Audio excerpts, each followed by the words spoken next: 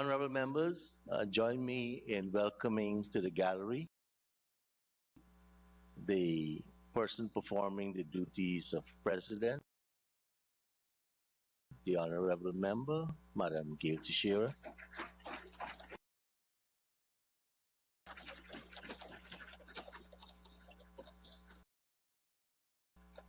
Madam President, thanks for joining us. Honorable members, a few announcements before we start. First, our apologies for an untimely start this morning, but I think the session that we had will help as we go through the debate for the next few days. And so let me thank the Honorable Chief Whip for the opposition, Mr. Jones,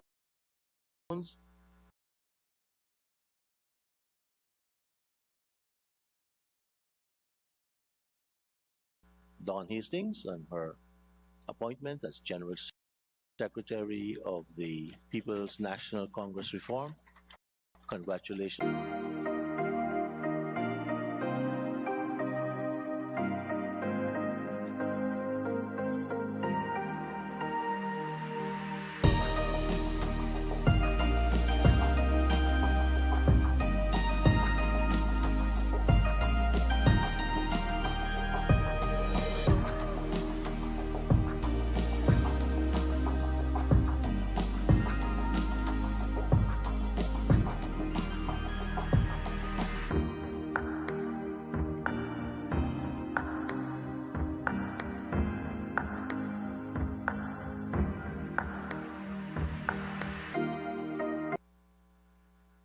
Ms.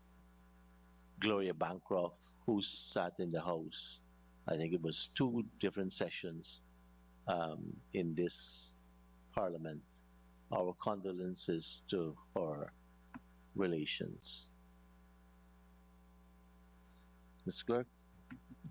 Presentation of petitions, presentation of papers and reports, etc. Reports from committees, oral questions without notice, questions and notice.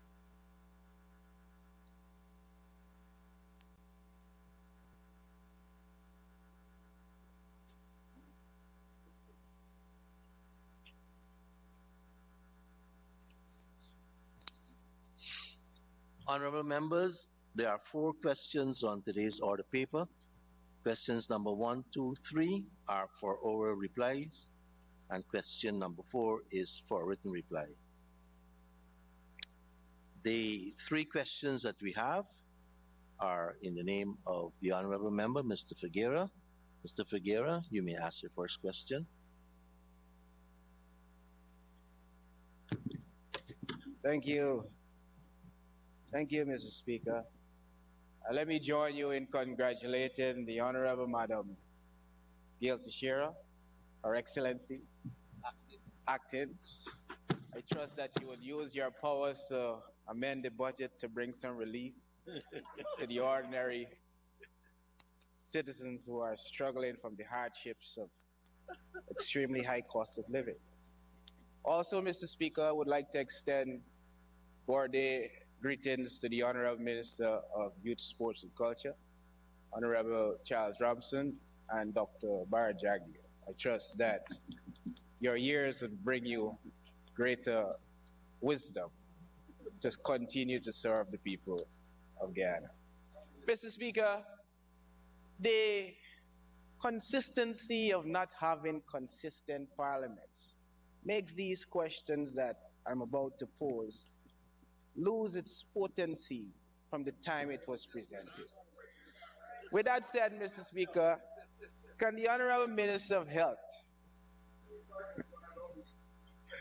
my goodly friend, inform this House how many health facilities are in Region 10 and how many are located in Linden? Honorable Minister of Health. Thank you very much, Mr. Speaker. Thank you very much, Honorable Member. I'm sure the member is aware that in Region 10 there are 29 health facilities, and in Linden per se, there are 9 facilities. Just for the members' information, in 2022, the Ministry of Health would have invested in 25 of these health centers, doing repairs to them, in some cases very extensive repairs, and in other cases they needed minor repairs. But you can rest assured that 25 of those health centers last year alone was upgraded. Thank you very much. Thank you, Honorable Minister. Honorable Member, Mr. Figuera. Follow up. Thank you, Mr. Speaker. And the Honorable Minister informed this House of the 16 Amerindian settlements in Region 10. How many of these health facilities are there? And we are very much happy with the upgrade, but are those upgrade accompanied with appropriate drugs? Honorable Minister. Thank you very much, Mr. Speaker. Thank you very much, Honorable Member. I must say to the Honorable Member that in Region 10, I would say that all the outlying health centers and health posts have been upgraded. And if the member want, I can list all of those that we have upgraded and how much money we have spent on each of those. But just to say that in addition to fixing the health center, we have also added equipment to the various health centers. As you would know, we have a package of service that we want to deliver at health posts and health centers, and we are working to make sure that that can be delivered. And one way of ensuring that is to ensure that they have adequate equipment. And in the case of medicines, we have ensured that they have ample supply of medicines for the types of intervention that they need to do. Again, we put medicines based on the competence of the people and the level of the facilities that we have. This is nothing new. So a health post and health center would attract a specific list of medication. Then when we go to district hospital and regional hospital, it's another set of medication that is allowed at those facilities. So yes, in Region 10, they have adequate supply of medicines. Thank you, Honorable Minister. Honorable Member, Mr. Figuera. Thank you, Mr. Speaker. My next question is for the Honorable Minister of Culture, Youth and Sport.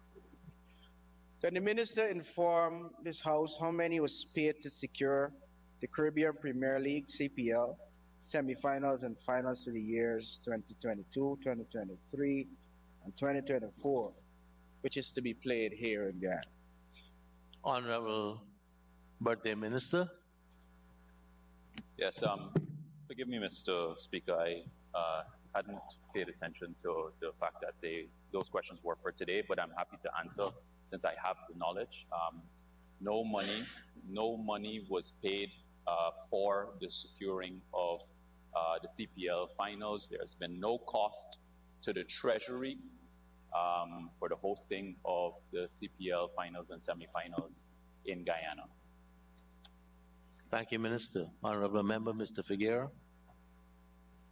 Okay, so if I get the Honorable Minister very clearly, is he saying no cost was attributed for the procuring of these games together?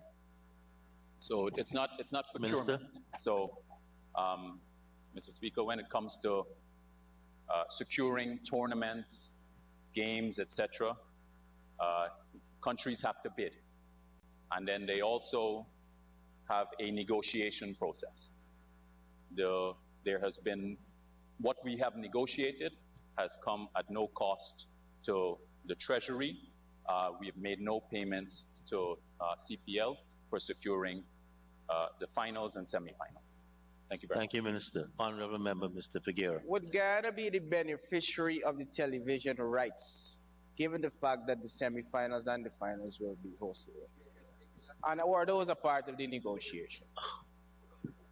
Honorable Minister. The answer is no. Thank you. Honorable Member.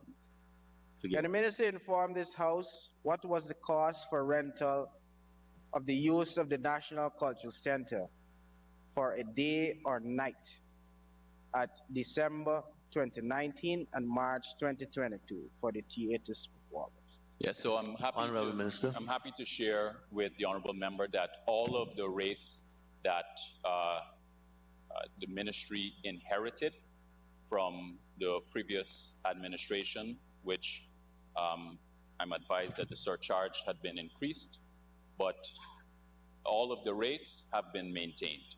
The position, while there was consideration for increasement, the cabinet is increasing those rates. The cabinet was of the view that the rates for the cultural center should be maintained. Thank you, Minister. Honorable Member, Mr. Figueroa. So your consideration for increases did not impact the cost for rehearsal either? Honorable Minister. Because there's two different pricing situations. Are you saying it remains the same? Honorable Minister. Thank you. All rates remain the same, Honorable Member. Thank you, Honorable Members. Honorable Member, the fourth question is in the name of the Honorable Member, Ms. Amanza Walton Desir, and it's for the Honorable Minister of Foreign Affairs and International Cooperation. The answer to this question has been received, and in accordance with our practice and standing orders, the answer has been circulated. Mr. Clerk. Statements by ministers, including policy statements. Personal explanations. Request for leave to move the adjournment of the National Assembly on definite matters of urgent public importance. Motions relating to the business or sittings of the National Assembly and moved by a minister. Introduction of bills. Public business. Government's business. Honorable members, the Assembly will now resume the debate on the motion for the approval of the estimates and expenditure of the financial year 2023. The first speaker today is the Honorable Member, Ms. Nima Flu Bess. Honorable Member, you may proceed.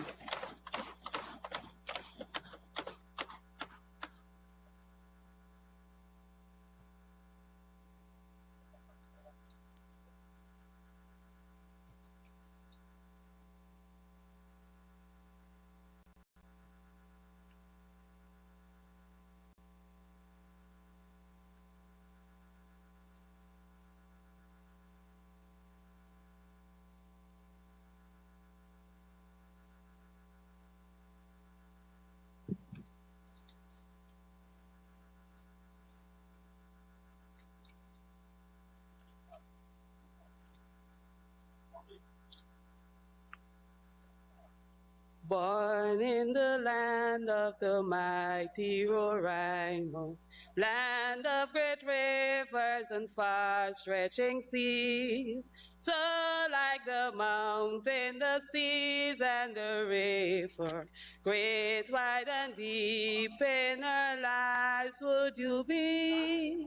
Onward, upward, may we ever go.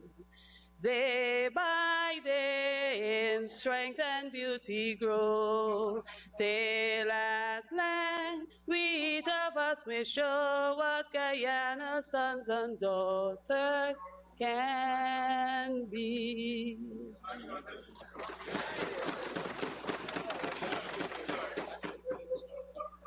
Thank you, Mrs. Speaker, and a pleasant good morning. I would like to extend birthday wishes to the birthday fellows in the house. Thank you. Mr. Speaker, I must say that after listening to the budget presentation, some adjectives came to mind. Uninspiring, hopeless, misleading, troubled, adjectives which crossed my mind along with the many unparliamentary terms as I listened to the laborious presentation by the honorable member, Ashley C. At the end of his presentation, I had to try to navigate all the history, jargons, and untruths so I can educate my fellow Guyanese what they should be bracing for. Mr. Speaker, it's amazing when you are dealing with uneducated people.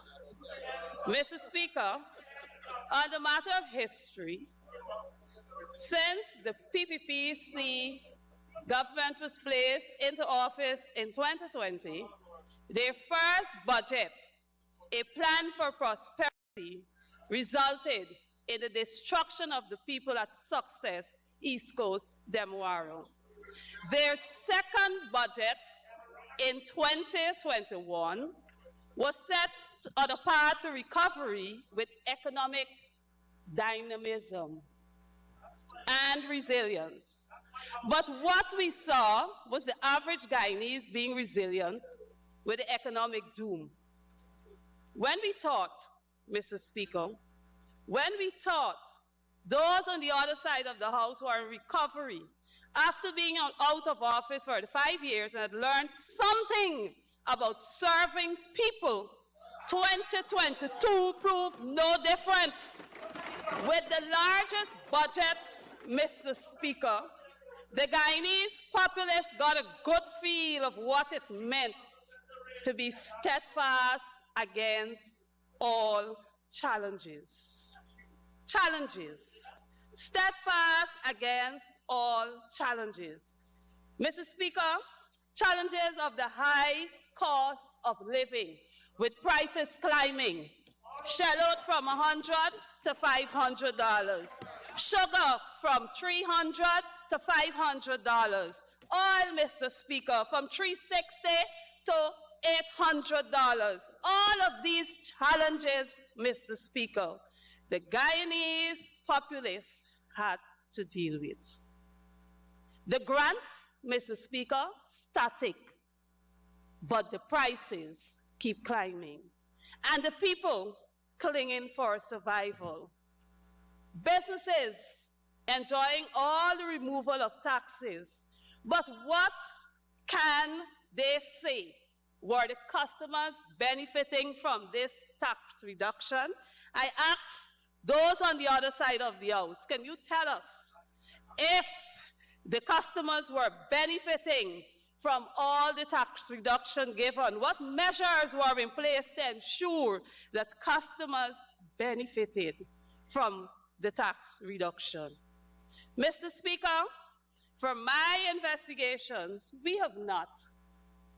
These challenges were further complicated with the 7.2% inflation rate as stated in the 2023 budget speech that lashed Guyanese in every possible way. Mr. Speaker, as an ordinary citizen, I went through and I was wondering this 7.2% inflation. And then I called all the people I know, because those on the other side said they know all the maths. So I called pension, 28,000, and if you calculate a 7.2%, that is increased, you actually find in $2,016 less. So the pensioners actually got $25,984. That's all they could benefit from when they go to the shop. Mr. Speaker, when you talk about grants, $25,000, you do the 7.2% from it, they actually benefit with $23,200. You talk about the $40,000 and the part-time jobs for the $40,000 a month. When you have a 7.2% inflation rate, you actually take out $2,880 from your $40,000, and they actually receive $37,120. Mr. Speaker, $150,000. When you calculate the 7.2% inflation rate, what you got? They actually got $139,200. Mr. Speaker, this is the reality on the ground. This is what we, the Guyanese people, have to deal with every single day that you go out to the shop, to the markets, to the minibus and all of that. You know, Mr. Speaker, all the hype. When you talk about the inflation and you go simply for a flour, $500 with inflation, you actually would spend $536 for the pack of flour, Mr. Speaker. But then again, static income. But all the time the price is going up.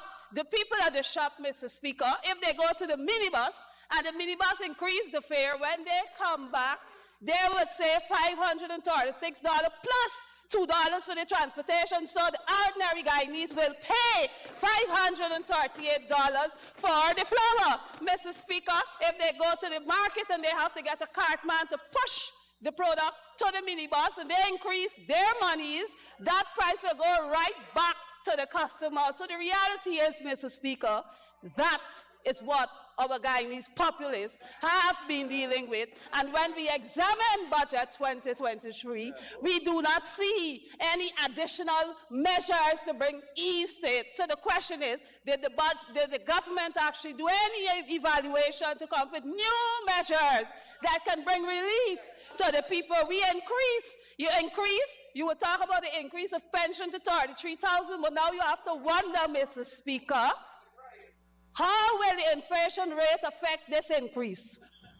What will be the inflation rate that will affect what will take place this year? So the seniors, as much as they would be happy to have $33,000, Mr. Speaker, then it is the responsibility of the government, Mr. Speaker, to find additional measures to help the seniors and all those that are getting this little pittance for increase so that they can survive. What happened? Why is it that the pensioners can't turn up at the pension office and collect a bag of basic grocery with the additional $33,000 that can bring some proper relief to the people, Mr. Speaker? These are things that we look at, Mr. Speaker. Mr. Speaker, the well-being of Guyanese is at risk with the added stress of trying to survive. I hear you.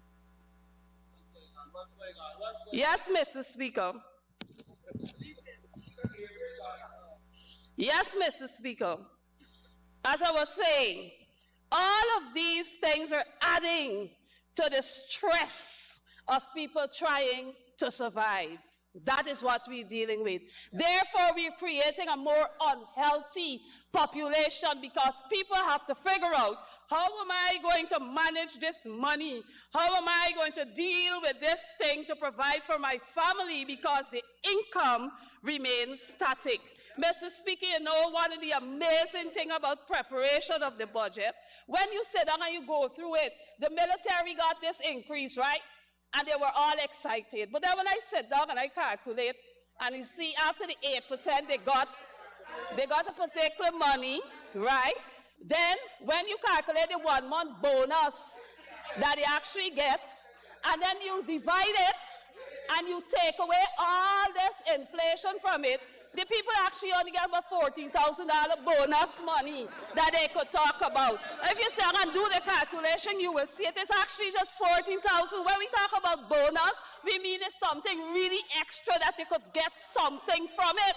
That's what we talk about bonus, Mr. Speaker. But again, we want to fool our people with words. Mr. Speaker, as I continue, Mr. Speaker, the government demonstrated what it meant about being resolute in building one Guyana. They seized the opportunity while we were still in the festive season to broke up the homes, all the personal belongings, bury the animals, kill fully laden fruit trees, and hence destroy the main economic source of income for 9 families in 7 households at Caneview. Mocha, Mr. Speaker, we talk about a budget that is supposed to protect and provide for the people, but what we have seen, Mr. Speaker, is not that.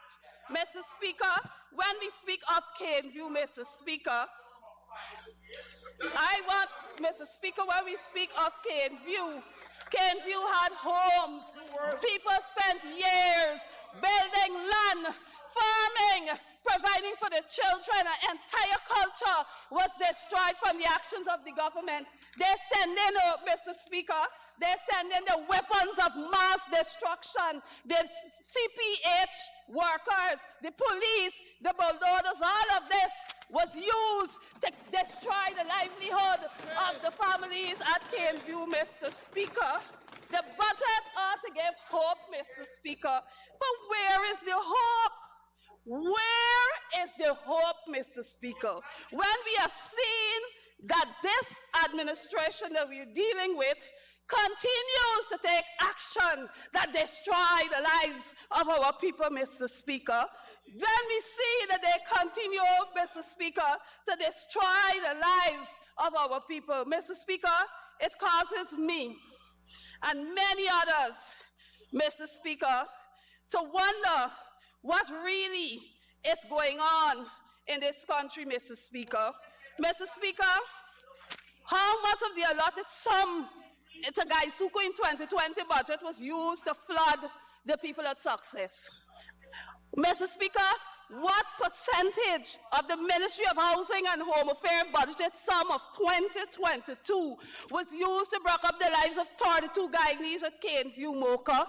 Mr. Speaker, there is no justifiable reason, none, no justifiable reason, Mr. Speaker, that persons on those side of the house, can give for the inhumane and brutish action they have taken against the people of Caneview, Mr. Speaker. There is none, Mr. Speaker. You see this picture, Mr. Speaker.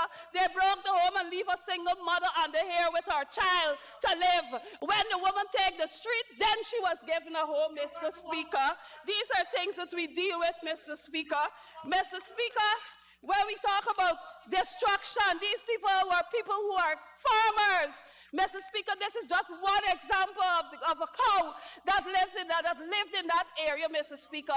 They were told to sell it, Mr. Speaker, and move to an area where they cannot continue their farming, Mr. Speaker. Mr. Speaker, when you look here, this is another example. Pigs, a farmer with 17 large pigs, Mr. Speaker, and we talk about finance, and you talk about the livelihood of people, and we're destroying the lives of people. Mr. Speaker, this farmer had to sell everything that he has here to go and stay at a relative, Mr. Speaker, and struggling to get up, Mr. Speaker. These are produce that they've destroyed, Mr. Speaker, bearing trees. This is the evidence, Mr. Speaker. We have the evidence here. Mr. Speaker, when we finish all the destruction that they finished, Mr. Speaker, this is what was left. One family save a table with a piece of black cake, so it tells you it was the festive season. And this container, that was all that was left from a family of 5. This is all that they saved, Mr. Speaker. And we're talking about budget 2023. Why do we have to use the resources of this country to destroy the lives of our people when there are methods and mechanisms that can be used, Mr. Speaker, to deal with these issues, but they were not employed, Mr. Speaker? You know, they talk about all of these things that happened, Mr. Speaker. This, Mr. Speaker, at the end of the exercise was found on the road, Mr. Speaker. All of this, they said they didn't use live bullet, they didn't use this. These are the evidence, Mr. Speaker. Honorable member, for you to continue to conclude, you'll get 5 more minutes, but someone has to move that motion. Thank you. Comrade Speaker, I do move that the honorable member be given 5 minutes to conclude her presentation. Thank you very much, Chief Whip. Honorable member, just before you continue, we do have a standing rule with respect to displays, and we also have a standing order with respect to quoting and citing sources. And if you want to produce all those pictures, we'll have to get date, time, who shot it, so that we can lodge all that you have displayed so far with the records. You may proceed, honorable member. Thank you, Mr. Speaker. Thank God I'm the photographer, so I can produce my evidence to you, Mr. Speaker. Mr. Speaker, you know, this is the evidence of the ending of Caneview. after the monies budgeted last year was spent to destroy the lives of people. There you have where Caneview was, and this is where the road will be. Mr.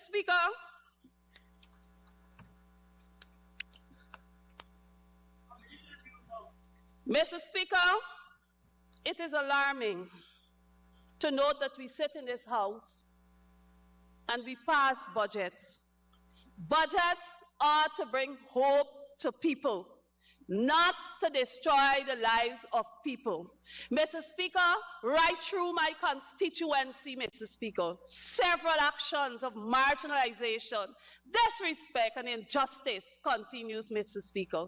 Mr. Speaker, the government of the day, Mr. Speaker, does not engage people in any proper discussion. It's all about bullying.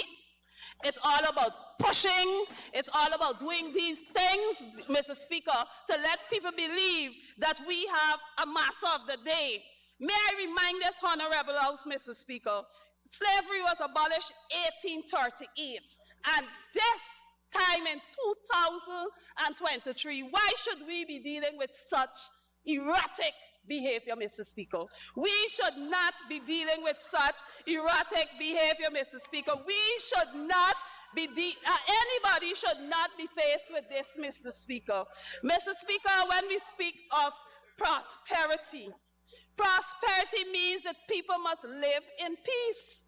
Prosperity means that people's rights and liberties must be protected, Mr. Speaker. So the actions of the government, if they're truly sincere about their budget team, if they're truly sincere about improving the lives today and building prosperity for tomorrow, Mr. Speaker, what we would expect to see, Mr. Speaker, is that our local democratic council, Mr. Speaker, will be given the opportunity to serve the people in the right way, not political operatives going and distribute grants, distributing flood relief, doing this, doing that, and not meaningfully engaging our people, Mr. Speaker. If we speak of prosperity, Mr. Speaker, it means, therefore, Mr. Speaker, that every Guyanese will be treated equally and be respected when the government is distributing its resources and dealing with the people, Mr. Speaker. Mr. Speaker, I want to thank you for listening to my presentation. I trust that the members on the other side of the House will take the opportunity to serve as they would have read in and took in the oath of office, to serve without fear and favor and affection and in will, and will serve the people of Guyana truly and justly. I thank you. Thank you very much, Honorable Member. Our next speaker will be the Honorable Minister of Labor, Mr. Joe Hamilton, and ministers and shadows will get 30 minutes and a 5 minutes extension.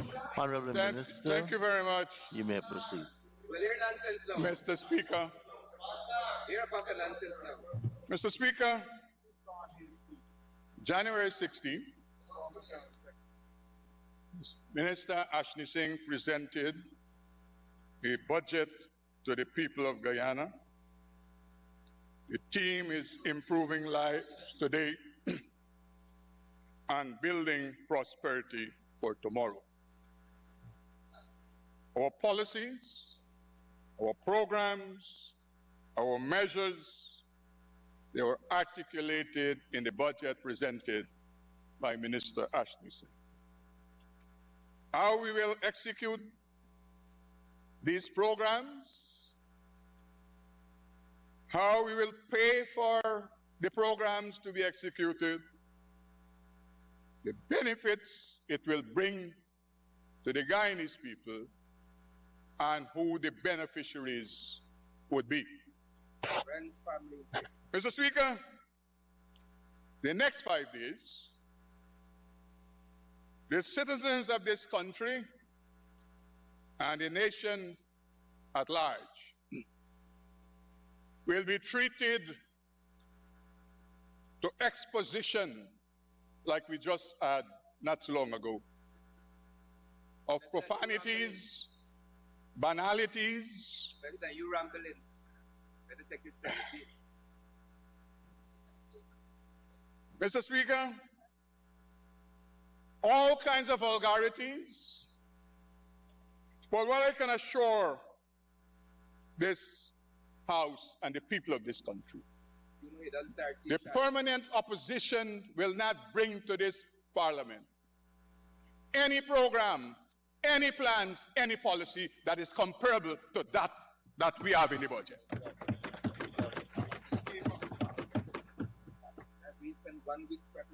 Mr. Speaker, nothing productive, Like you.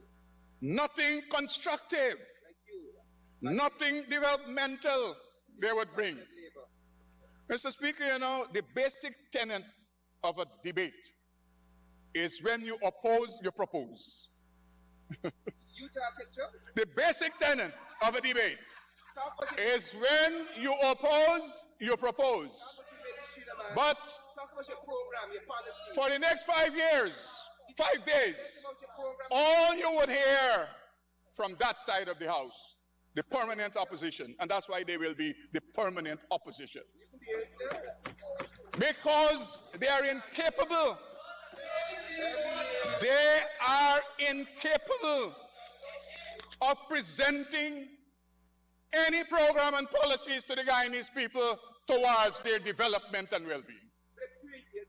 We left programs for them to execute when they were in government, and they failed miserably, even though the money was available for them to do it. Talk about the next year in front of us, the man, Joe. Mr. Speaker, Talk about what's happening. so what we will have the permanent opposition, Mr. Speaker. Opposition. They will denigrate, Talk about they will chastise, talk about your policy. they will criticize, Talk about the vision. and even demonize the budget. You got the But as I said earlier, Mr. Speaker, they will put nothing comparable when you put forward something, before we have already put forward. what is your ministry doing? We have already put forward. What is your ministry? Take your time, take your time. Nothing in any sector, in not one of the sectors, they will bring to the Guyanese people any plans and programs that is comparable. What are you doing for your ministry? Mr. Speaker, Talk about your ministry and your programs. because they are politically and intellectually incapable of doing that, Oh, Father. politically and intellectually incapable, One become, they have no capacity to think. huh? They have no capacity to put a vision before the Guyanese people, and you will get for the next 5 years just what we had by the speaker before me. That's last year's speech, Joe. Mr. Speaker, ineptitude and incompetence reigned 10 minutes, on the benches of the permanent opposition. 10 minutes later, nothing on the ministry. I want to give you, Mr. Speaker, some examples of how incompetent they are. Of your policies? Mr. Speaker, I want to start with the Lilliputian little party there, headed by one Comrade Ramjatan. They issued January 4th immediate release to all the press. You can't. Here, what the proposal is. That is your ministry. A monthly electricity subsidy for all categories of consumers. 5,000 for domestic consumers, 10,000 for commercial, and 15 for industry. One guy needs to go to court. You know, Mr. Speaker, what You oppose it. what the Guyanese people must take note of, that this opposition, when they're in government, Sit down, man. they remove the subsidies from elderly, from the pensioners, and they added VAT to electricity and water charges. You think the Guyanese people can be fooled? You're a fool. And most importantly, another measure Mr. Ramjatan is proposing: provide duty-free concessions and VAT exemption on equipment and machinery for businesses involved in agriculture, private sector proposal. Mr. Speaker, Mr. Speaker, Joe, you're a minister? Mr. Speaker, the incompetence I am trying to point out. Huh? And you can't even talk about your ministry. The AFC is proposing a measure that was already executed since 2020. Oh my God. All you have to do is go on the GRA webpage and check it out. Let me read for you. Mr. Speaker, the 7th of September 2020, the People's Progressive Party Civic Government has made good on its promise on the removal of value-added tax in several sectors to ease the burden of Guyanese.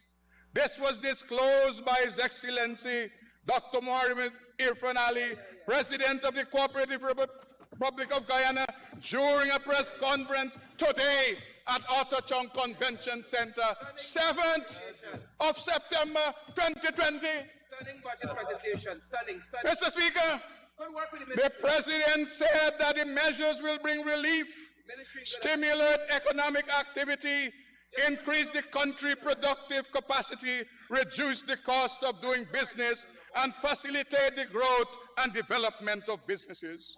The measures, President Ali said, will have an immense impact on people's welfare and well-being and improve living standards.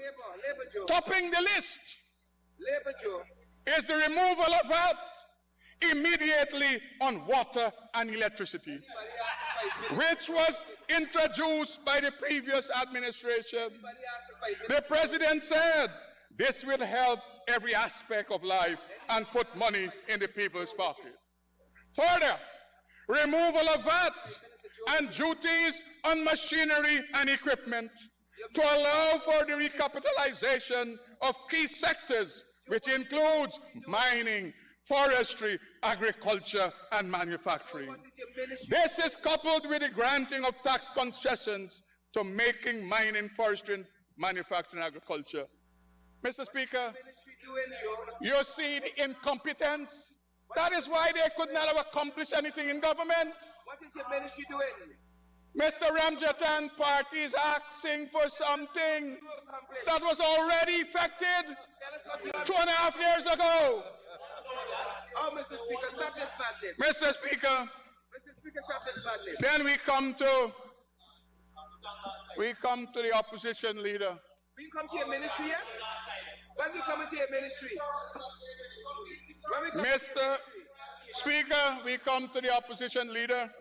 When we come into your ministry? He reasoned that while it is good to put resources towards agriculture, the issue is that there is little or no emphasis on manufacturing, and therefore resources should have been put to the sector as well as each of the non-oil sectors in a profound manner. Mr. Speaker, you know the thing is, you know? The opposition leader is talking about manufacturing and its expansion. Your ministry. And they killed the Amila Falls project. The opposition leader now in 2023 speaks about expansion.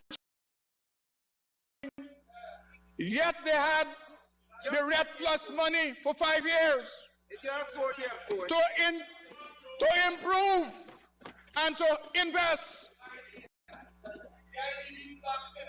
in alternate energy, and they failed miserably. And this gentleman comes and he now talks about what you will do in manufacture. Mr. Speaker, he too said that the excess focus on infrastructure, this according to him, is because this is where corruption occurs. The leader of the opposition said the government seems to like calling big figures. How much money in this and that? What is missing is what impact it will have on the lives of the people. And when it comes to the impact on the lives of the people, this budget is dead meat. Mr. Speaker, if you're incapable of understanding what the impact, the positive impact will be on citizens by building a bridge across the Demerara River, then you're lost. If you are incapable of understanding what the positive impact will be of allowing tens of thousands of Guyanese to own their own homes, then you're lost. If you are incapable of understanding what the impact is of making available thousands of scholarships to young people so that they can elevate themselves, then you are lost. And that is the reason why I started off by saying you are the permanent opposition.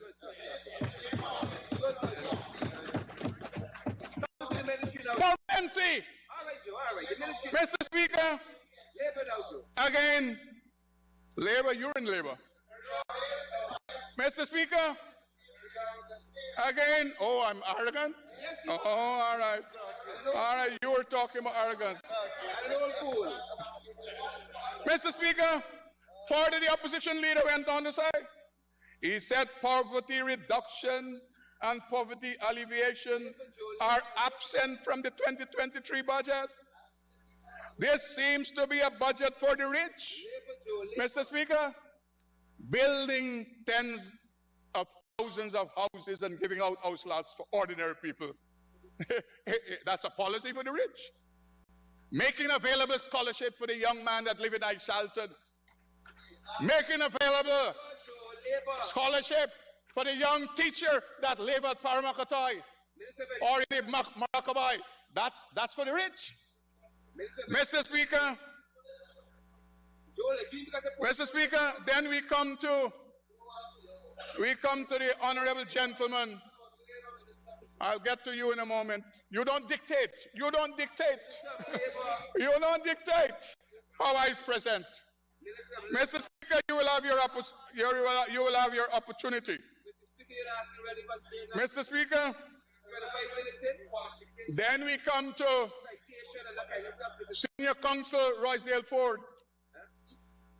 Honorable member, there is every reason, he says, he's the wannabe opposition leader. He says there is every reason for Guyanese to feel this budget, the largest ever in the country's history, could create possibilities for increasing corruption if President Ali does not return to the anti-corruption policies of the coalition government. My God, you can't make this up. You cannot make this up.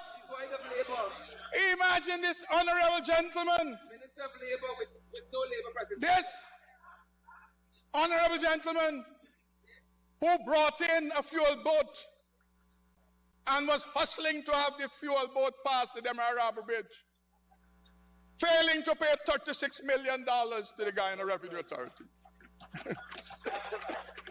This honorable gentleman, who whilst being chairman of the Gaming Authority, established a scheme to have a businessman who was qualified to get a casino license, that he paid to a third party $2 million US. And we're returning to the Granger anti-corruption policies. I mean, imagine that. Imagine that.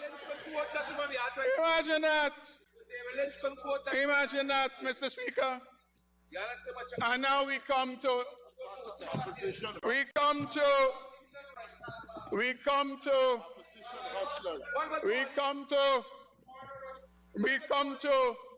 what you all want me to speak about. You want me to speak about labor? I will speak about labor. Oh, you're in a hurry? Take your time. Take your time. Take your time. I have enough time. First, I have to deal with incompetence and ineptitude. Secondly, I have to deal with, Mr. Speaker, secondly, I have to deal with Little League Norton. And thirdly, I have to deal with the fuel smuggler who's telling us about corruption. Mr. Speaker, what you want to do? You want to fight now, my God? Oh, boy. You know what happened there? Oh, Lord. Ramjatan, Mr. Speaker, I seek your protection here, Mr. Ramjatan want to fight. He wants to fight now. He wants to go outside. He wants to put on the boxing gloves. But honorable member, going outside maybe to something else doesn't necessarily mean to fight. Mr. Speaker, the Ministry of Labor, re-established by the People's Progressive Party civic government,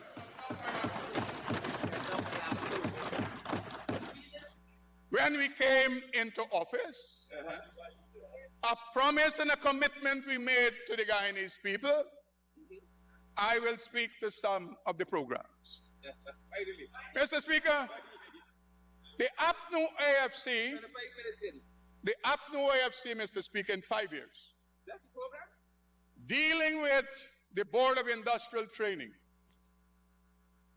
They care so much for young people and their development. Mr. Speaker, in 2019, we started oil production. It was indicated to this nation in 2015 that we found oil offshore.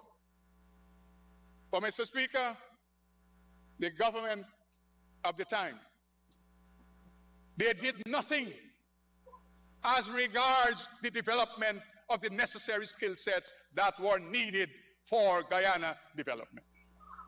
Mr. Speaker, average, and you're acquainted with it, average amount of persons under APNU they train via the Board of Industrial Training is between 1,300 to 1,500 persons. I thought we do nothing. Mr. Speaker, I thought we do nothing. nowhere outside of the coast they made any attempt to include riverine and interland communities within their training program. Mr. Speaker, to report, we came into office August 2020. And by the end of the year, we would have already trained 2,000 persons. 2021, we trained 3,086 persons. And in 2022, Mr. Speaker, we would have trained 4,500 persons. The fact is, the numbers can be validated. You can go and check it. Mr. Speaker, between the period 2020 to now, under our government, Mr. Speaker, we trained 7,500 persons under the hand of the Board of Industrial Training. Mr. Speaker, Budget 2023 provides for us to train about 7,000 persons. So, Mr. Speaker, we are moving from a place where first you had no labor ministry, so they could not even talk about anything as regards labor. They come here, they talk about labor, talk about labor. Why you didn't talk about labor when you're in government? You had no labor ministry. Mr. Speaker, what is important to note also, apprenticeship program that was dead under APNU, we were able to place 173 apprentices in 2022. 144 at the Gaisuko Training Center, males, 7 females, 151 persons were trained as apprentices at Gaisuko Training Center under the auspices of the Board of Industrial Training. Bosai, 17 persons were trained as apprentices. So we're moving from zero. We are moving from zeros to 173 persons trained as apprentices in technical areas. Mr. Speaker, you have no understanding. Apprentices and training programs are 2 different things. Oh my God. Mr. Speaker, again I repeat, in 2.5 years, the Board of Industrial Training Board of Industrial Training trained 7,500 persons via the programs that we executed. And secondly, we made available 173 persons to be trained as apprentices in 3 different companies, so that the people over there understand. What about the stipend, Joe? Mr. Speaker, Stipends, Chris? Mr. Speaker, What about the stipend, Joe? Mr. Speaker, The stipend, Joe. coming out of training, what we do is tracking.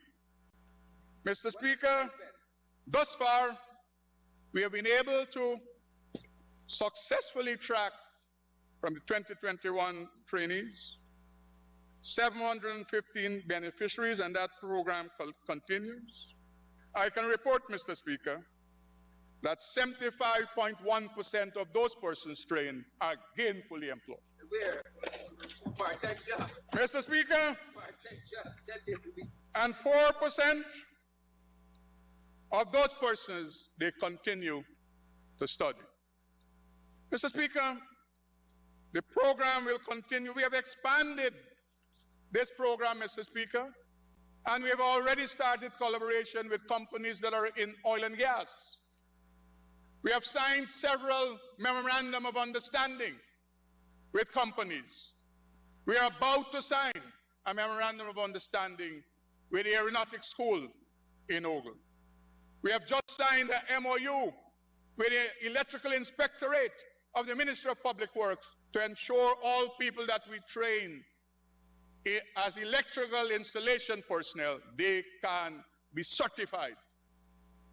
Mr. Speaker, we come now to Labor Department. Mr. Speaker, the work of the Labor Department, we were able in 2022, via 913 complaints from walking employees. The ministry resolved 85% of those complaints, and we recovered, on behalf of employees, $40 million from employers. $40 million on behalf of ordinary men and women. Mr. Speaker, collective labor agreements. In 2022, the ministry countersigned 23 collective labor agreements between labor unions and employers. Some employers and labor unions, they refused in 5 years under Abdu stewardship to even sit at the same table to have a conversation. We were able to bring them together via mediation, and we were able to countersign 23 collective labor agreements. Mr. Speaker, in 2022, we conducted 13 conciliations. Mr. Speaker, the ministry also provided advisory services for foreign companies such as SBM Guyana, Guyana Shore-Based, ExxonMobil, Schlumberger, and Newcrest Guyana. Mr. Speaker, this engagement continues. The labor landscape is changing. We have just made available for the public 2 studies that were done by consultants. One by the ILO that speaks to the deficit of technical capacity to service the oil and gas industry, and one done by Dr. Vishnu Durga, action coach, in the construction sector, that has indicated what is the present state regarding the deficit in skill sets. Perhaps we would not have been at this dismal place in Guyana if APNU AFC did some work in this region. So we have to play catch up now because they did nothing to deal with the matter. Mr. Speaker, we have been doing awareness and sensitization programs around the country. I have said last year that we have moved from no labor ministry to establishing labor ministries in all regions across the length and breadth of God. In some instances, we have labor ministry established. That is, you have no understanding of anything. That is region 6, we have 2 offices. That's different from a labor ministry. Offices of the labor ministry we have established in the last period across the length and breadth of the country. Mr. Speaker, the fact is, he said the labor ministry was always there. I have just said, Mr. Speaker, the evidence is, in 5 years under the APNU AFC, there existed no labor ministry. You had a labor department in the Ministry of Human Services. That is clarity. Oh my God. Oh my God, I wouldn't even respond to that. Mr. Speaker, Mr. Speaker, the Central Recruitment and Manpower Agency. Mr. Speaker, the Central Recruitment and Manpower Agency, we have moved it from a place where only walk-ins for people who have interest in seeking employment. We have established in March of 2022 a job bank to make it easy for people. Somebody says an old-time thing. Valda Lawrence, you were the ministry, you had a job bank. Mr. Speaker, we established in March 2022 a job bank where a total of 3,300 job seekers sought employment and 239 employers were registered. Mr. Speaker, the job bank continued to expand to reach Guyanese across the country. Mr. Speaker, we continue also the walk-in, and 837 persons came to CRMA as walk-ins, as job seekers. So even though we established a job bank, we still continue to utilize the premises at 82 Brick Dam. Of the persons who sought our help, 146 of those persons were placed. Mr. Speaker,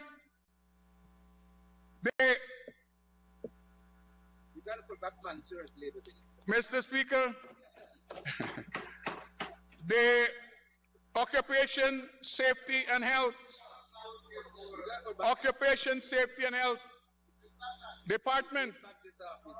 Mr. Speaker, when we took government in 2020, workplace deaths in 2020 was 32 persons. Mr. Speaker, in 2022, based on the programs and our policies, that was decreased by 16%. Honorable member, for me to bring you back to conclude, I will have to get an extension for you of 5 minutes. Mr. Speaker, may I ask that the honorable member be given an extra 10 minutes to conclude? Yes, honorable member. Honorable Labour Minister, you may continue. Thank you very much, Mr. Speaker. Mr. Speaker, in 2022, the amount of workplace deaths, it was decreased again by 20%. So, Mr. Speaker, in 2 years, we are moving from a place where in 2020, 32 persons lost their lives in workplaces. And yes, we have moved, Mr. Speaker, 2022, that has decreased to 21, and the work continues, Mr. Speaker.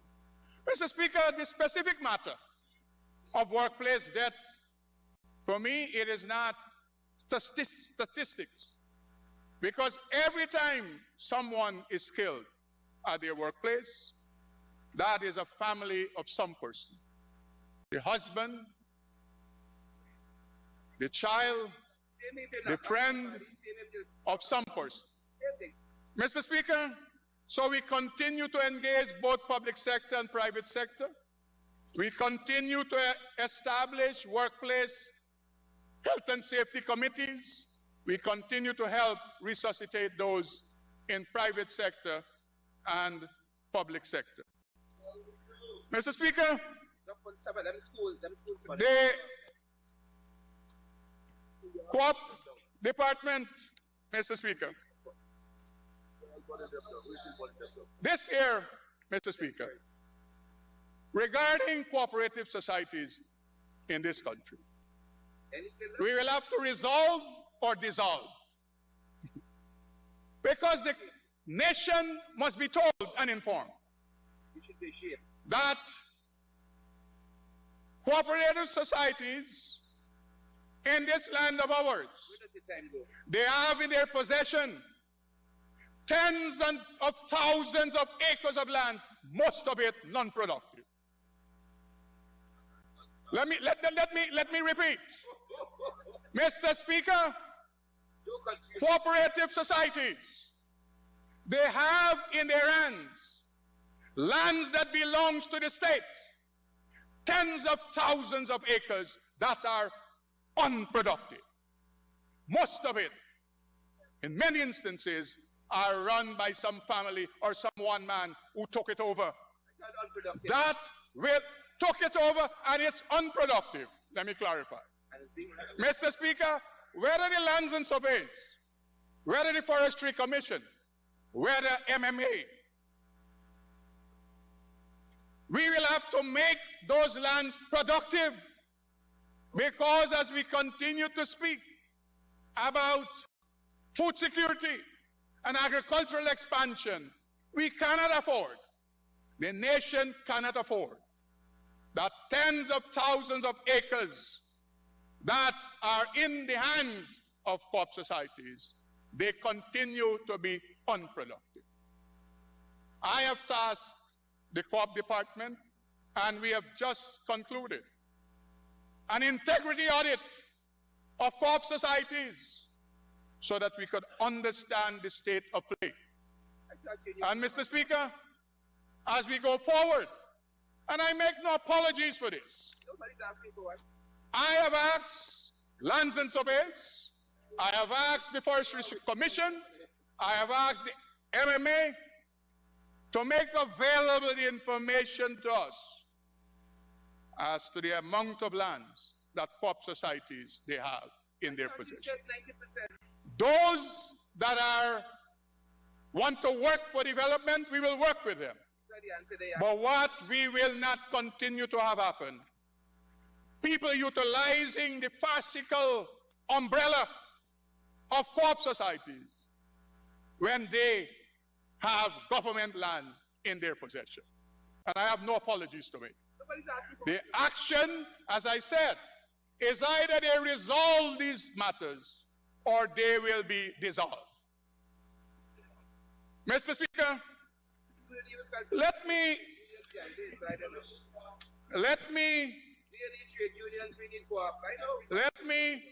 say, Mr. Speaker, that's why you got to everything. that, as I said when I started, I will end.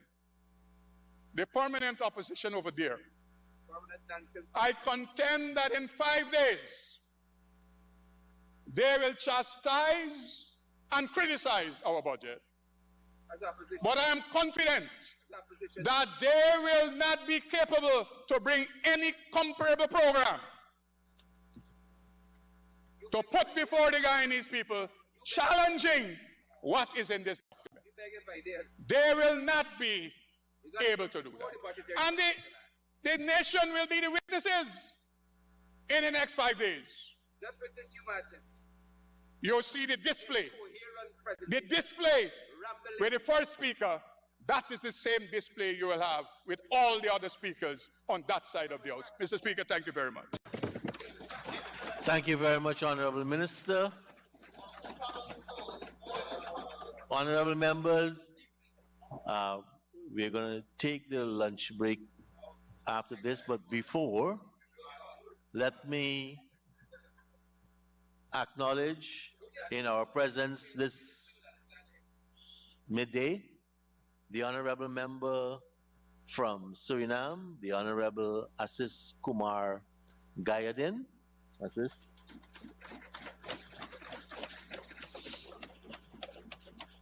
The Honorable Member is the leader of the Progressive Reform Party in Suriname and leader of the coalition in Parliament. He has been elected the President of the Committee of Human Rights and Democracy of the Interparliamentary Union, and several of our honorable members here are very familiar with the Honorable Member, Mr. Assis Kumar. So thank you, Assis, for joining us for this sitting. Honorable members, we